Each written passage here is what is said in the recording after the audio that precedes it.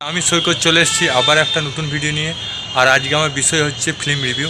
তো আজকে আমি যে ফিল্মটা রিভিউ করতে চলেছি সেই ফিল্মটার নাম হচ্ছে দেবা, যেটা মালায়ালাম ফিল্মের রিমেক ভার্সন, যেটা আসল সিনেমা হচ্ছে মুম্বাই পুলিশ। তো সেটা সম্বন্ধেই আমি বলতে চাইছি। আর সিনেমাটা শুনে বুঝতে পারছি মুম্বাই পুলিশের ঘটনা নিয়ে এটা তৈরি। তো এটা কেমন লেগেছে সেটা আমি রিভিউ দেবো, প্লাস পয়েন্ট মাইনাস পয়েন্ট বলবো। তার কথা না বাড়িয়ে স্টার্ট।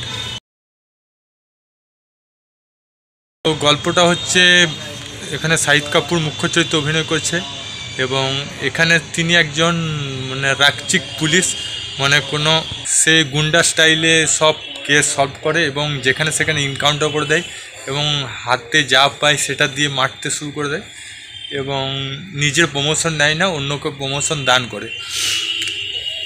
আর এটাই হচ্ছে গল্প। আর শেষ দিকে যেটা হচ্ছে শাহিদ কাপুর মানসিক স্মৃতিশক্তি হারিয়ে ফেলে এবং তারপর কি হয় সেটা জানতে গেলে আপনাকে 2 ঘন্টা 40 মিনিট এই সিনেমাটা দেখতে হবে। এবার চলে যাচ্ছি পজিটিভ সাইড।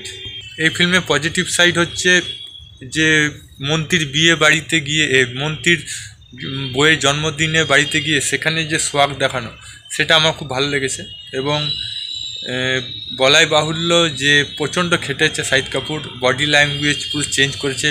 যে মারাঠি স্টাইলে যে গুন্ডাগুলো হয় সেই আবভাব চালচলন এবং পুলিশের রোল করা, একদিকে সোয়াগ দেখানো মারাঠি স্টাইলে। কিছু কিছু জায়গায় মারাঠি শব্দ প্রয়োগ করেছে, মারাঠি হিন্দি যে টোন আছে সেটা খুব সুন্দরভাবে তুলে ধরেছে শাহিদ কাপুর। এগুলো আমার খুব ভালো লেগেছে।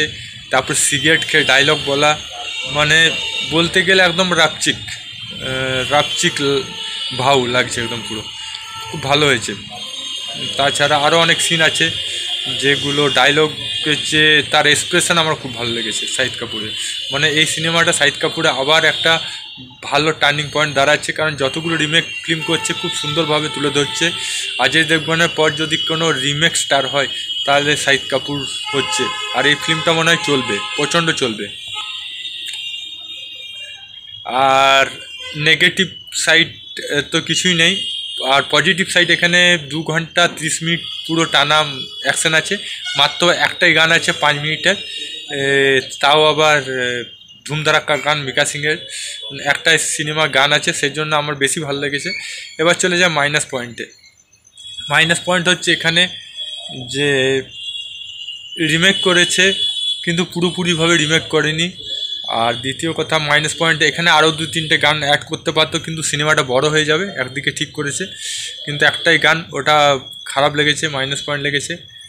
আর প্রমোশন সেভাবে করা হয়নি সিনেমাটা, তো প্রমোশন করলে ভালো লাগতো। বেশিরভাগই তো পজিটিভ লেগেছে আমার। আর আর বাকি যে অভিনেতা আছে, সাপোর্টিং অ্যাক্টার, তাদেরকে কম ব্যবহার করা হয়েছে। আমার মনে হচ্ছে তাদেরকে একটু বেশি ব্যবহার করলে ভালো ছিল। আর গল্পটা যে শেষ দিকে এইভাবে ঘটবে জানতে পারিনি, সেটা আমি বলবো না, বললে স্পয়েল হয়ে যাবে। শেষ দিকে ঘটনাটা দেখলে আরও ইন্টারেস্টিং লাগবে। শেষ দিকটা বেশি ইন্টারেস্টিং লেগেছে আমার। এই ছিল আজকের আমার ফুল ফিল্ম রিভিউ। আপনাদের কেমন লেগেছে সেটা কমেন্ট বক্সে লিখে জানান। ভিডিওটা ভালো লাগে লাইক করুন, চ্যানেল নতুন তাহলে সাবস্ক্রাইব বল বাটনে প্রেস করুন। আবার দেখাবেন নতুন কোনো ভিডিও নিয়ে। ততক্ষণ জয় হিন্দ, জয় ভারত, ভালো থাকো, সুস্থ থাকো।